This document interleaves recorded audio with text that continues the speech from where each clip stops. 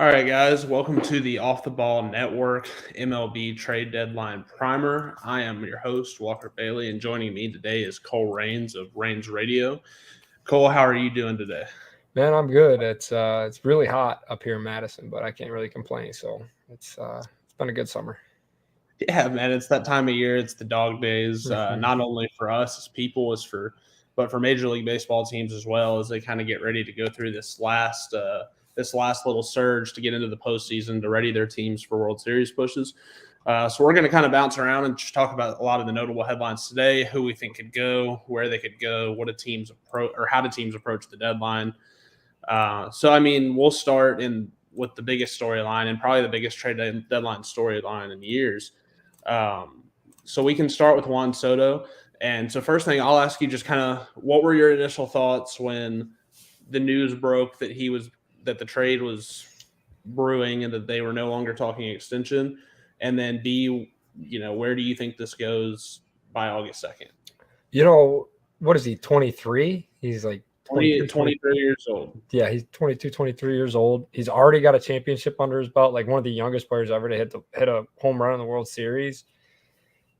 He's already had a taste of that winning, and I mean, he's not numb to the fact that the Nationals are having this rebuild and tearing it down, and you lose Scherzer and you lose Trey Turner and you lose Rendon and all those guys that kind of helped you win that championship, and the writing's on the wall. He doesn't want to be lumped into a Mike Trout situation where he's one of the best players in baseball, but not showing it out in October, November time. So I don't fault him at all for what he wants to do. Now, $440 million, I would do a lot of things for $440 million, some of which I don't want to say right now, but good for him. He clearly has his mindset on winning, because it's strange to see that in young talent today. And that kind of brings me to my next point. You bring up that trade deadline where we could see him on August 2nd. Yankees, Mets, Padres, Dodgers. I mean, your usual suspects, Braves maybe. So like you get those big market teams that have a youth core that you could trade for them. That I'm hard pressed to find another team. I'd love to talk myself into a Mariners. I'd love to talk myself into a Blue Jays, but it's going to be one of those big market teams. It feels like a big market year. So yeah, I'm on the flip. So I'm on kind of the flip side of that. I don't think it's necessarily going to be a small market team, but the team I've got circled for Soto and have had circled for a long time now is the St. Louis Cardinals. That's one where they've got the dudes at the higher levels that the Nationals want. They're not scared to part with them at all. Like, it's just about finding the right combination. And, with the Yankees being like, we want Luis Castillo, we don't want to give up Volpe. The Dodgers have been really quiet, which is when the Dodgers are really dangerous, is when they're quiet and they're not saying anything at all, is when they've got something working in the back channels. But St. Louis is one that I've kind of got my eyes on, and then another one I've got my eyes on is San Diego. I mean, those are two teams that I think are willing to part with prospects and good ones and guys at the high levels. C.J. Abrams is a major leaguer now, but he would almost assuredly be the centerpiece of that deal going back to Washington. So I think that those two teams are ones that I've got circled and I'm keeping my eyes on if Soto gets dealt by the second. And if he doesn't get dealt by the second, we go into the offseason, then that opens up an entirely new conversation, because teams like the Orioles could get involved. Teams like the Rangers could get involved. Teams that maybe aren't ready to win right now, but they think that they're going to be in 2023, maybe 2024. Teams that are maybe a year or two away that think, okay, now maybe Juan Soto makes sense. This really gives me the vibes of like the Machado to the Dodgers and signs with the Padres a couple of years back, when, you get the 1 year rental of a team that's making a run, and then you sign with that up and coming team for a massive deal. And it might just be the exact same. He gets traded to the Dodgers, signed to the Padres. Padres have a lot of money. Or they're not afraid to spend it, I should say, but I don't really know who's willing to hedge a future. The Dodgers are the team that have a Bobby Miller, Gavin Lux. You mentioned the Cardinals with guys like Liberatore and Dylan Carlson. And then even Gorman and Jordan Walker there, which are names that have been really, really popular. Exactly. So you got some guys that on both those situations. Now you look at Braves per se, they gave all their young guys MLB opportunities now. Michael Harris might have to be in that deal, but it's just interesting to see because this is, you know, in the NBA side of things, pretty comparable to what a Kevin Durant situation. Are you willing to hedge a future for competition right now and a guy that might not stay with you in the long run? So it's interesting, very interesting. So do the Nationals from an acquiring standpoint and a shipping off of Soto, it's kind of old school, but do they maybe rule the Braves or the Mets out just because they don't want to play Soto himself over the next 2.5 years for, you know, however many games a year it is? Or is that something that you just don't even really consider anymore with the expanded playoffs? I think you have to take the best possible offer, especially when you're talking about a guy that is generational talent. And if that is Alvarez from the Mets, that's Alvarez from the Mets. If that's Gorman and Walker or a Carlson from the Cardinals, it's that deal. If it's Gavin Lux from the Dodgers, if it's CJ Abrams from the Padres, you know, I've never been a believer that you don't want to trade with a division guy. You play the team a little bit more, so be it, but you also are getting higher quality players from a Mets organization that has that Alvarez kid that's a top catcher in the nation right now. So I know they got Keibert Ruiz coming up with the Nationals too, but I'm a firm believer in taking the best deal. So Yeah, I think I'm right there with you. And if at some point, if you get into the playoffs, you're going to have to beat them anyways. So you know, it's about taking the best players, and I think that that's kind of what they're doing. And I think they have a bar, and if it's not met, then they're just going to, you know, I don't think that they're going to do this thing in August. Like they'll wait, you know, but this ownership transition in Washington has made things really difficult because I don't think the new owners that are purchasing the team want their first move in charge to be shipping off Juan Soto to another team. And I think Juan Soto has basically decided, like, I don't really think there's a financial value where he's going to resign with the Nationals. So I think that they want to get this done as quick as possible. My next question would be, and I don't mean to interrupt, but you're talking about this Nationals organization. They're going to be shipping off other guys too, with Josh Bell and Nelson Cruz. And as we can shift away from the Soto and go into Bell and Cruz, where do you think those guys end up? Because I mean, Bell's an interesting switch hitter, got some power, having a decent year. Yeah, Bell makes a lot of sense in Houston, right? Yuli Yeah. Gurriel's been bad this year. You know, and Gurriel's a fine bench bat, a guy that you really value his postseason experience and you want on your roster. But you're perfectly okay acquiring Josh Bell, who's a switch hitting first baseman and has really regained his form that he had in Pittsburgh. So I think they make a lot of sense. I think that the Mets make a little bit of sense just because they're looking for power bats. I mean, I think the Brewers could make a little bit of sense, but Houston's one that really makes sense for a couple of guys. Like I think Houston makes a lot of sense for Wilson Contreras as well. So I think, and then for Nelson Cruz, it's so odd. Like, I mean, it's how do you handle a guy that presents absolutely no defensive value whatsoever? And then, I mean, is the bat still there? Like I feel like I'd have to relook up the numbers, but I feel like he's had a little bit of a rougher year. Are you betting on the bounce back and the, are you betting on the bounce back in the second half of the season? Cruz is hitting 230 with 8 homers right now. So he's that's a guy that's been it's been 30 home runs every year for like the last 8 to 10 or something like that. Yep.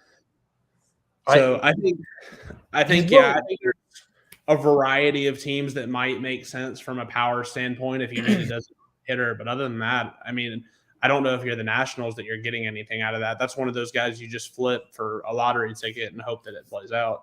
Yeah, I mean, it's going to sound crazy, but like him going back to the Rays would make some sense just as a bench bat, you know, and the Rays always are picking up the cheap guys that can swing off the bench. They got G-Man Choi and Joey Wendell and who was a righty. Brissot was there for a little bit. You know, they're a big time depth play the numbers, and Cruz does hit lefties pretty well. So that's an interesting one.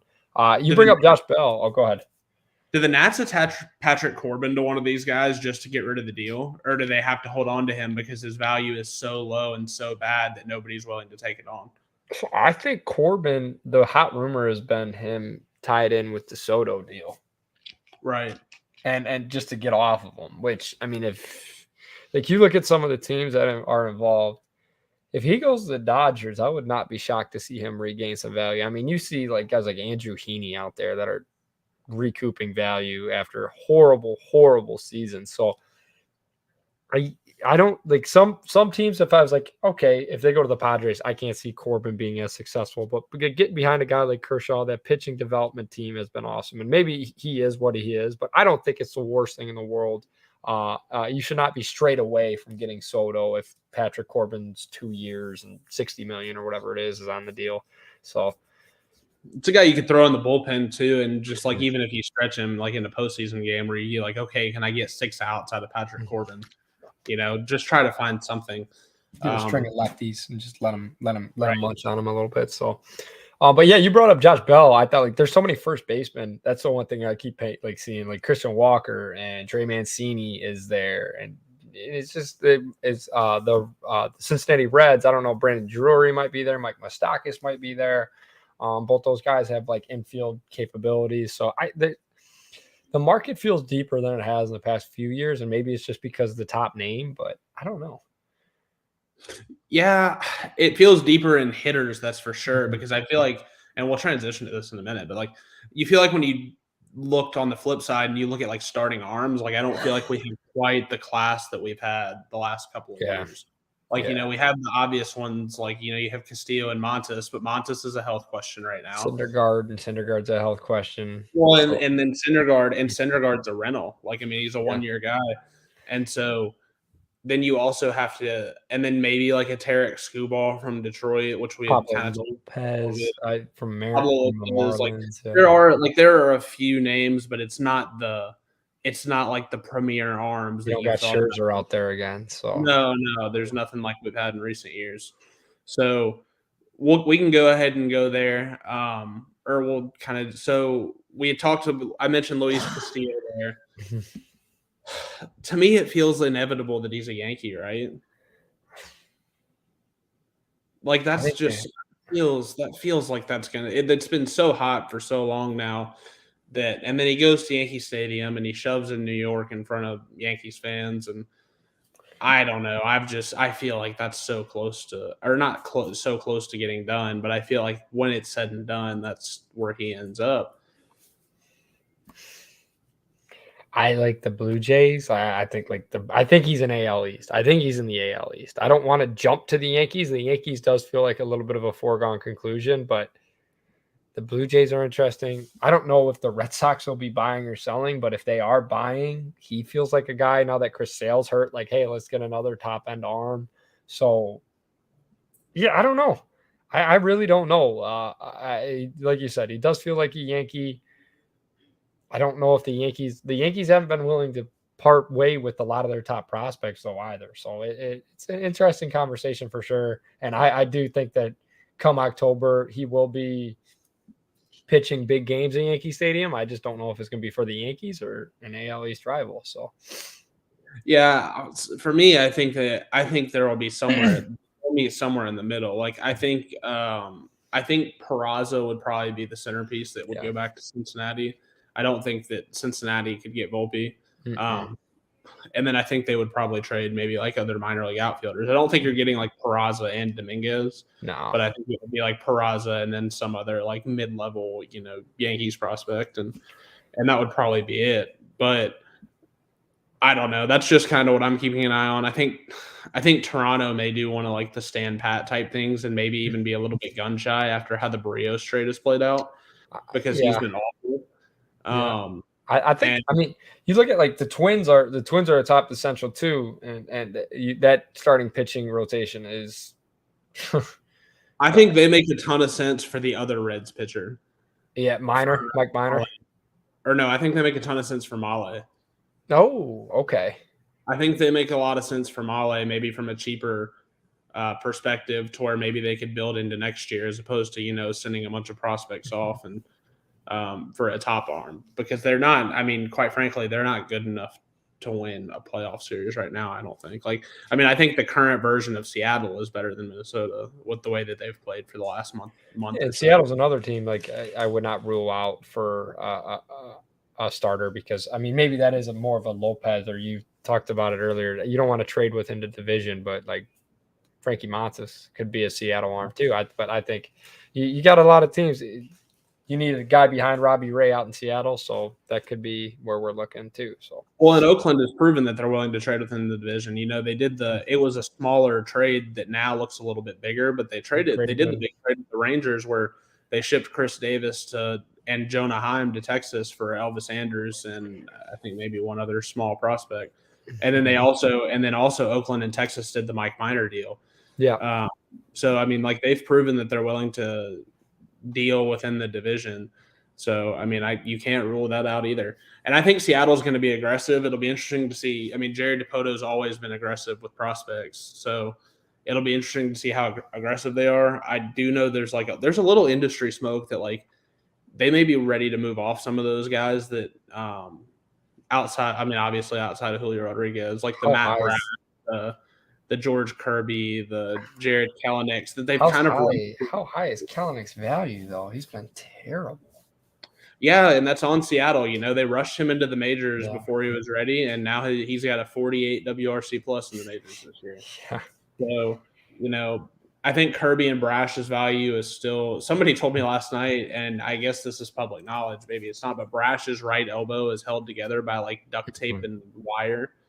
So, like, I don't know. I mean, I think that they, like – we looked at Seattle coming into the year as like, okay, Julio Rodriguez is going to step in. And then they've got this just glut of young arms with like Emerson Hancock, Kirby, Brash, all these guys that have just torp level stuff, like top of the rotation level stuff. And that's, I mean, like if you kind of check out Kirby's stuff, Kirby's been kind of awful. I haven't really looked at Brash, but with his elbow, I'm kind of like, yeah, it's just, you kind of just, and then Hancock's not in the majors yet, but I think he had some injury concerns not long ago, if I remember right. But so yeah, I mean, I think Seattle may be aggressive. I know that they're looking for pitching, and and DePoto is known to be really aggressive. So I wouldn't be surprised if they really, really went after a guy like Montes, or even maybe not Castillo, but like a Skubal, like we mentioned, or something like that. Yeah, absolutely. And this might just be traditional baseball mind in me, but you get a right-hander to back up Robbie Ray, who's at the top of your rotation. So whether it be a Pablo Lopez, even we mentioned, or a Frankie Montes, it doesn't feel like they're going to get that high-end guy, but I could see them getting a Irvin Amale, like you mentioned too. So yeah, I think that would make a lot of sense, and they definitely have they don't have they have the farm system to be able to deal from within and grab a guy that makes them better and gives them a chance in a playoff series this year. Yeah, which is invaluable. Like even if you don't win the playoff series, it's invaluable that you can go in and get that experience for guys that are going to be on your roster for years to come. So they're a team to keep an eye on. And then there's a group of teams that I really have no idea what they're going to do, and my team is included in this. So the Orioles, the Rangers, and the Red Sox are all AL, not literally, but they're all wild cards in terms of what they're going to do at this deadline. I'll let you just put you on the spot and say go buy or sell or stand pat for all three. So because I think I have thoughts on what will happen. I think the Orioles will sell Mancini. I think he's a Met. I think he'll be a Met or an Astro. Wherever Josh Bell doesn't land is where Mancini will land. Now, I say that because I think they're a little ahead of the timeline. So they're comfortable just saying like, hey, we're not supposed to be here this year. Let's just stand pat. Where the team I think that'll be buying is the Red Sox, just because you have I'd love to see them Xander Bogaerts and just go with Jeter Downs and keep a young team. But I think this is the Kyle Bloom's not afraid to spend. Chris Sale, you don't know how much longer you're going to have for him. It's been everything wrong this year, and you're still 500. You've had some Chris Sale injuries. The bullpen has just been meh, and Bogaerts has just been okay. I think you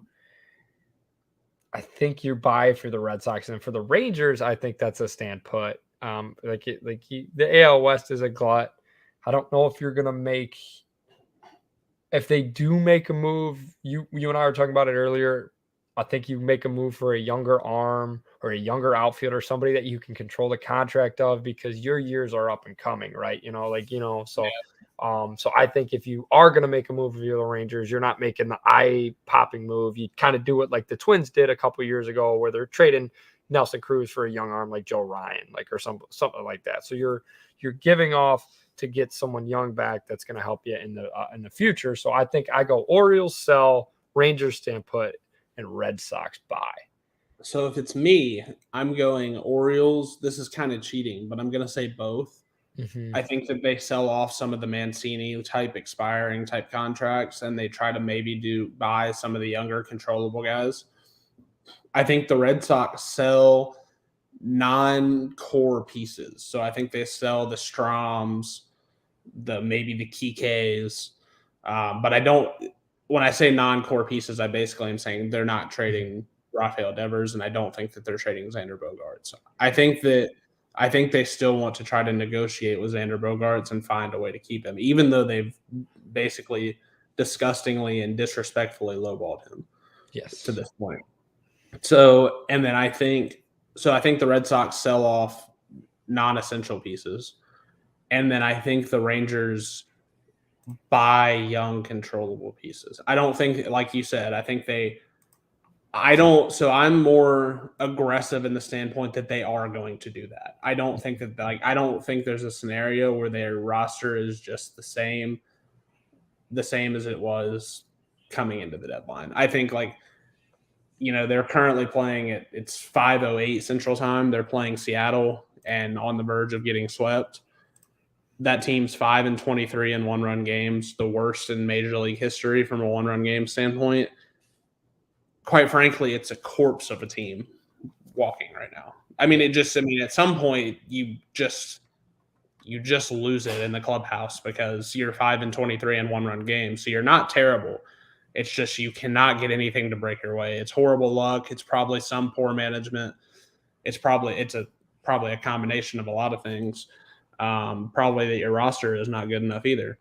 Yeah. So I do think they're going to buy something because they want to send a message to the clubhouse and maybe get them up for the rest of the year and move strong into 2023. Yeah, the guy I have circled for the Rangers, Orioles archetype would be like an Ian Happ, the guy from the Cubs, a switch hitter. He's young. He's going to be contract controlled. I think his best years are in front of him. I don't think it's going to take a ton to get him. So he'd be a guy I'd have circled for that kind of territory of where you're at in the standings. So from a Rangers standpoint, I think that the names that from a bat standpoint, there's not a ton, but I think that Ian Happ is one. I think that there's likely other names that aren't public yet that are probably on that list somewhere. And then I think from a pitcher standpoint, the two that come to mind are Pablo Lopez and Tarek Skubal. Yeah. So with the latter being more likely, despite the fact that he's going to be more expensive. Yeah. So Skubal is such a wild one to me because, the Tigers had this, coming from a Tigers fan here, the Tigers had a kind of plan that they're going to rebuild around these three arms with Skubal, Mize, and Matt Manning. You got Torkelson coming up, Riley Green's coming up, and you sign Javi Baez. You struck out on Carlos Correa, whatever you want to call it. And so you got Scope and Candelario's there. And I just think that it is a failure. I think the front office sees the rebuild as a failure. Now, Avila is one of the worst front office guys in the league, if you want my honest opinion. But I think they see the rebuild as a failure, and Skubal's going to garner the most return on that team, probably. So they want to just reset it, which is wild to me, but it would make sense, like you said, for a Rangers or an Orioles team to get in that range as well, get on those little fish that 4 years of team control on his contract, and he also is vastly underperforming his metrics. He's essentially pitched like an ace and been incredibly unlucky, and his numbers are more of that, like a 3. So I think that you said best years are in front of him, and I think that's absolutely the truth for Tarek Skubal. You'd control his ages, I think, 26 through 29 seasons essentially, and then you would also get kind of the last couple months of his age 25 season here. So, I think I looked it up. I think his FIP was like 2.8 something in his ER, or 2.9 something in his ERA is around 4 if I'm not mistaken. his ERA. I think his ERA after its start today dropped to like 3.7. So it's a guy who is over or underperforming his metrics by almost a year, or almost by a year. Almost, yeah, that's a run. Yeah, I had a year. I had contracts online. He's not ARB eligible until 2024. So yeah, his ERA is 3.88. His FIP is 2.92. He's generated 2.7 FWAR to this point. His xFIP is 3.22 and his xERA is 3.26. So by every metric you look at, this guy's dramatically better than what his basic numbers say he is. So I think that's one of those where if you're the Rangers, for a leverage standpoint, you tell them like, hey man, this is a 4 ERA guy, basically. Like, and you try to buy it down, buy the price down as much as you can, and then you just bite the bullet and you make the move. Because right now you're starting guys. I mean, you're starting sub replacement level guys, and I think you have to send a message to the law firm at some point that that you believe in this group, and that you think the 1-run game nonsense is going to turn around, and another starting pitcher will probably help you do that. And then you just go and you hope that, and within Blue Ball's team control years, that you're ready to win a World Series, and that he's a big part of that. So, I mean, have you ever seen 10 games under 500 with a positive run differential? No. That's the Rangers this year. So they're 10 games under 500 with a +5 run differential. It's hard to do. Yeah, I got so kind of in that Rangers, Orioles, Red Sox range, and the Guardians are right there for me too. Do you have them buying, staying put? I think I have them buying. If you have my honest opinion, I think buying bats, selling arms, because they develop pitching so well and use arms so well. And a lot of their guys, if you really dig into their numbers, guys that they've relied on this year are not as good as their numbers. And because they're so good at developing pitching, it might be good to sell high on some of those controllable arms like Zach Plesac or Aaron Seville. I think that those are guys.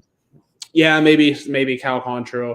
I think that those are the types of guys that you would potentially sell, and then I think maybe you look to buy bats and see if you can't add something to your lineup. And they're going to be looking for that same controllable type of talent. The guy I have just like penned in there, and I'm gonna be wrong, but is Contreras, like from the Cubs. I think Contreras would fit hand in glove there. Your backstop has just been a net negative. It's been an out almost every time you hit, whether it's Hedges or who's the other catcher. It's Hedges, and I'm not 100% sure on that, but they're one of the worst backstops in baseball. And when you get a guy like Contreras, you add one of the best offensive catchers in the game. You got a guy that has an absolute hose behind the plate, and a guy that can manage a pitching staff that can help you even further that development of those young pitchers. So I think he fits hand in glove there. If they were to buy, I think getting a catcher would be interesting. I think getting a middle of the order bat too. I know Naylor has been at first a decent amount. Maybe get a Trey Mancini, maybe get a Josh Bell, maybe get a Christian Walker from the Diamondbacks. That's the guy too that I'm really interested in to see what happens, because even if your team has a marginal to decent first baseman, that's the type of guy who, and he's kind of in that Joey Gallo mold, low batting average, gonna high slug, high walk, probably gonna strike out a lot. So he's one of those types of guys, but I mean, he impacts winning in a positive way. That's where I think if I was a Brewer fan, that's the guy I'd be like, yeah, I think he'd be interesting, because you have a hole at first. I like who's that? Not Tellez. Yeah, it is Rowdy Tellez over there, but I think getting a Christian Walker in there would be interesting as a Brewer fan. Getting a guy that can hit some homers. They're not typically a homer run hitting team out there in Milwaukee, so. I think the other one in Arizona that makes that is interesting and will make a lot of sense, and he's rumored every single year, but David Peralta. I think that's another one that's that maybe the Diamondbacks. He's 34 years old, so it's probably it's probably time. If you're going to sell on David Peralta, it's probably time to sell. He's a guy who hits the ball extremely hard. The launch angles aren't great, but he hits the ball incredibly hard. And I mean, I think his exit velos, even at age 34, are still that of what they were 5 years ago. So, I mean, the numbers look good there in terms of him hitting the ball hard and coming in and contributing. So, like, I would do wonder if he ends up on a contender. If Milwaukee is looking for an outfielder or New York is looking for an outfielder because they DFA Joey Gallo. Yeah, absolutely. I think Diamondbacks too, if you're looking for bullpen arms that have been around a little bit, Ian Kennedy, Mark Melancon, it'd be a good team to call for both those guys too, because they've been around the block. I know they aren't what they used to be and they're having a down year, but I think both those guys would be, hey, let's get Melancon in the door. Let's get Ian Kennedy in the door.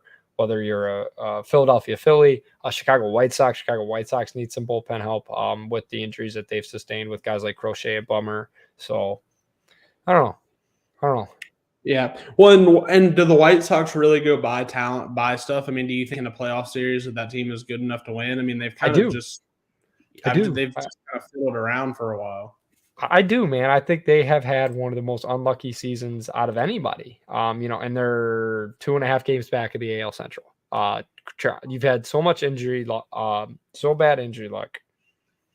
You're just starting to get guys back. Eloy Jimenez just got back. Your bullpen's been ravaged with injury. I think the starting staff's decent enough. I think they could win an ALDS, but I don't think they could win an ALCS. But like I said, you got to get there. You get there, anything can happen. So if I was, I feel like if you're a White Sox fan, you're kind of hoping it doesn't happen because you don't really want to stick around and watch La Russa anymore.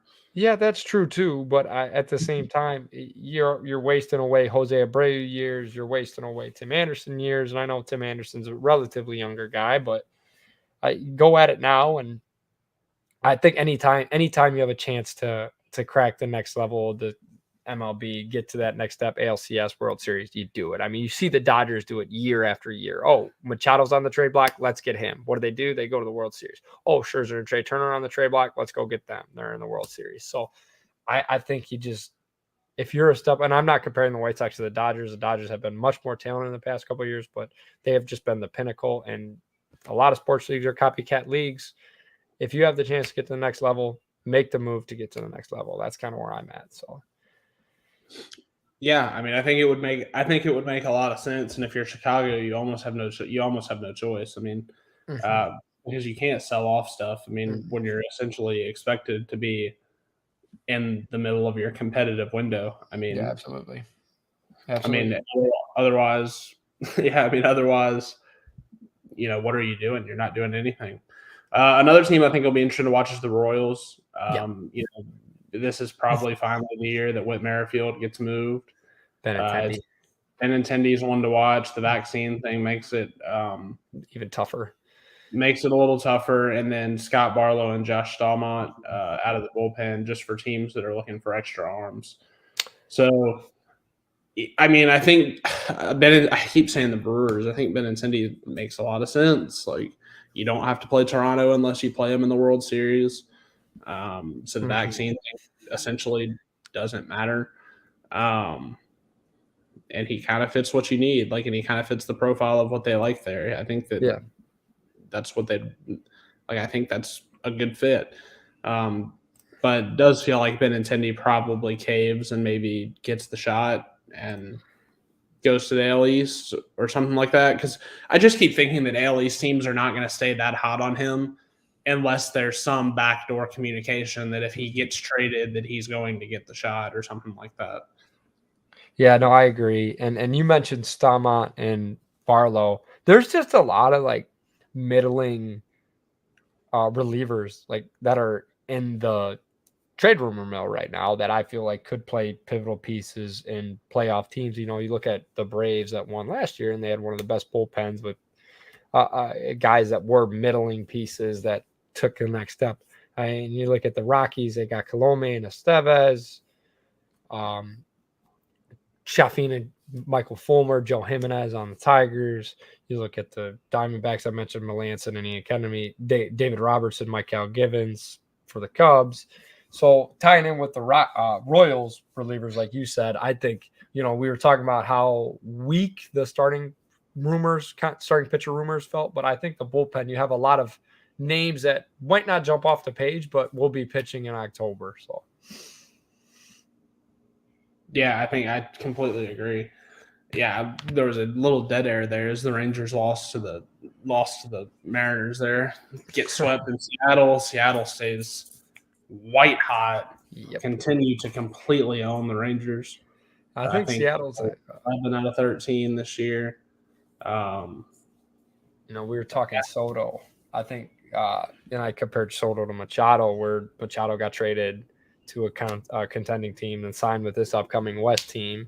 I think Seattle could have those Padres vibes, where you have some young guys that you got and you want to get a superstar in the door. I think Soto to Seattle come free agency time, not so much trade deadline time, would be an interesting one. So, yeah, it would make a lot of sense. It absolutely would make a ton of sense. They just need more good players, to be quite frank. That's very dry and blunt, but that's exactly how it is. I think that we're going to get more Shohei Ohtani rumors as we potentially get closer to the deadline. It's such a weird situation, but I don't think I don't think he gets moved, but I think he could. I think for the right deal, anybody could get moved. I just don't know where. Do you think Soto or Ohtani would draw more of a deal? Ohtani, absolutely, because he impacts the game on both sides. It's something we've never seen before. He's a top of the rotation pitcher and a middle of the order bat all in one, and so that's why I think that package would be unheard of. Like, I think you would be trading like MLB players. You'd be trading major leaguers. Like, you'd have to be trading a bunch of major leaguers. Yeah, I saw Mets. I saw Braves for the two heavy ones for Ohtani. Which, and if you're the Braves, like, does that make some sense? Yeah, but we've already seen that that DeGrom has been linked to them in this offseason. So if you're like just go do that and keep all the money, keep all the other players. Yeah, you're probably looking. I don't want to. Michael Harris will probably be in that deal, and I don't want to say Riley's in that deal, but has to be though, right? I feel like one of him, Swanson, or Albies is.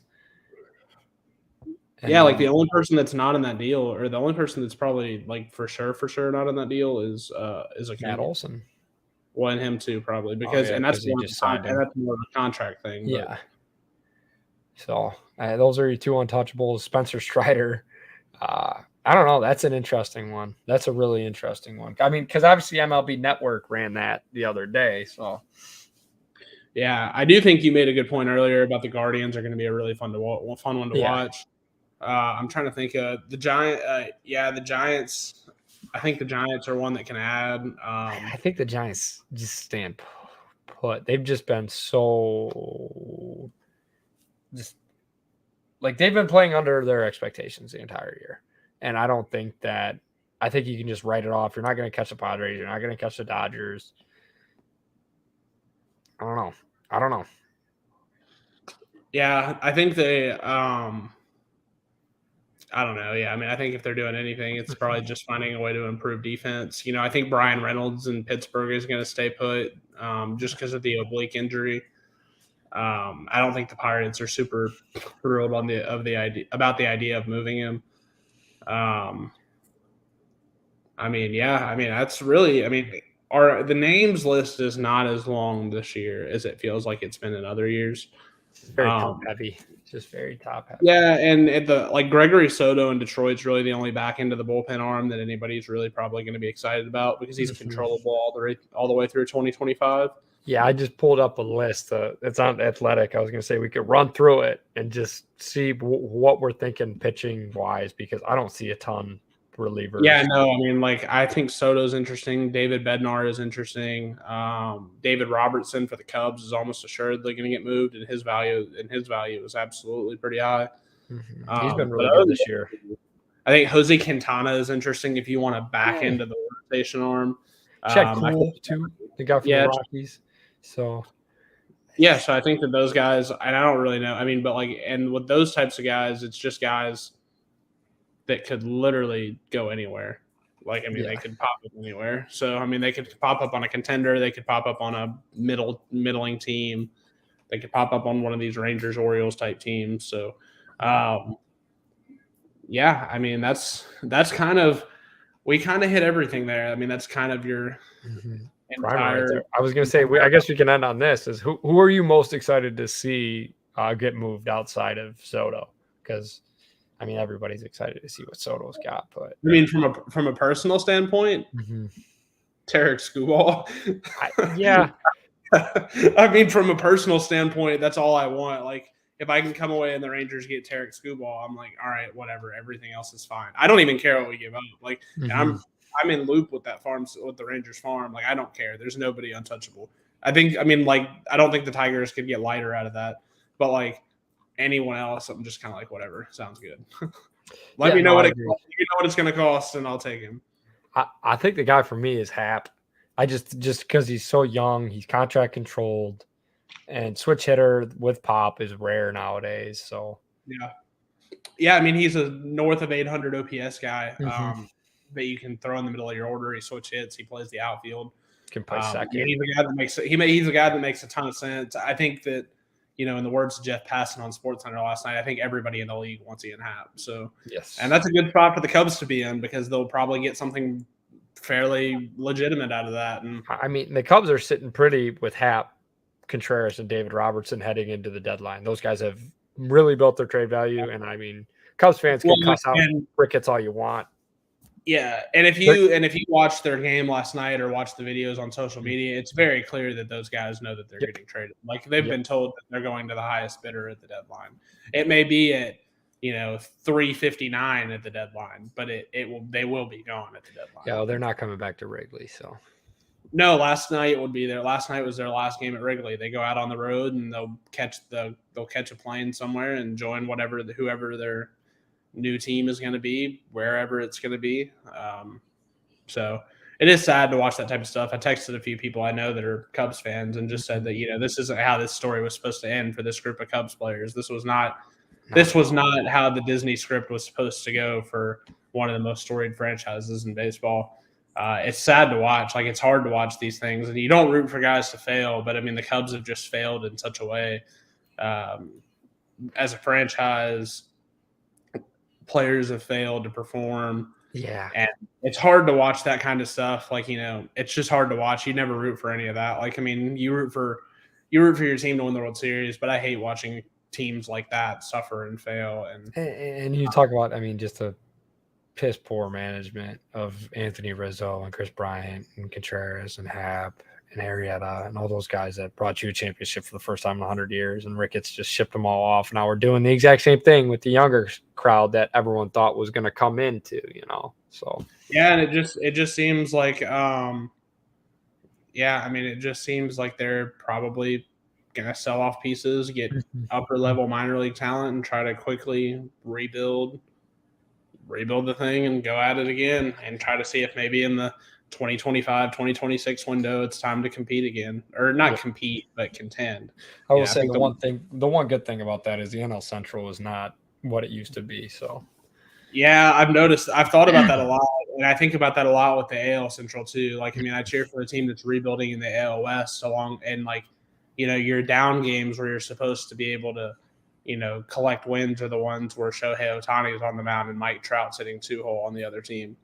You know, and Seattle was down for a while, but that's a hard place to play. And then, you know, and then the Astros have been tough and the A's have been tough. And really, and the Coliseum is always tough. I mean, like, I think they're on the verge of sweeping Houston in the Coliseum this week. So, and that would make, you know, 5 out of 6 against the two teams from Texas and in Houston. So, or in Oakland. So, yeah, I mean, it is one of the NL Central is one of those divisions where you can rebuild and get back competitive in a hurry. The hard part about the NL Central is that once you do get to that top tier, it is incredibly competitive with the Cardinals and with the Brewers. But here's to hoping that Contreras and Happ and and Robertson find new homes that they're excited about and can compete in and can win. And absolutely. So here's to hoping it's not the Mets. Yeah. I think Contreras could end up a Met. So I think him and Robertson both are probably, because the Mets are looking for a bullpen arm to get to Diaz. I feel like. Yeah, and Robertson kind of plays nice off of Diaz too. So yeah, that'd be a fun 8-9. Yep. So anything else that you want to add before we wrap this up? That's all I got, Walker. All right. So let everybody know where they can find you, any upcoming projects you have going on. This is your opportunity to plug whatever you want to plug. I just rebranded to Reigns Radio about, I don't know, a month ago after I graduated, and I'm starting to get stuff going back out again. You can find me on Twitter at Reigns Radio, and we're gonna get going with Wednesday shows again here, and I don't know when, but we'll figure it out. So keep an eye out for it. All right, and then you can follow me on Twitter at WalkerBailey8 and read all of the stuff at offtheballnetwork.com. Again, that's offtheballnetwork.com. We'll have stuff up from the deadline. You know, football season's right around the corner. We've got position lists. There's podcasts going up about NFL season, college football season. You know, basketball is only a few short months away. The offseason is covered there. The WNBA season's covered there. Everything you could possibly want from sports coverage at offtheballnetwork.com. So until the deadline, when Cole and I maybe will get back together and rehash everything after the fact, I'm Walker Bailey. That's Cole Rains, and thanks for tuning in.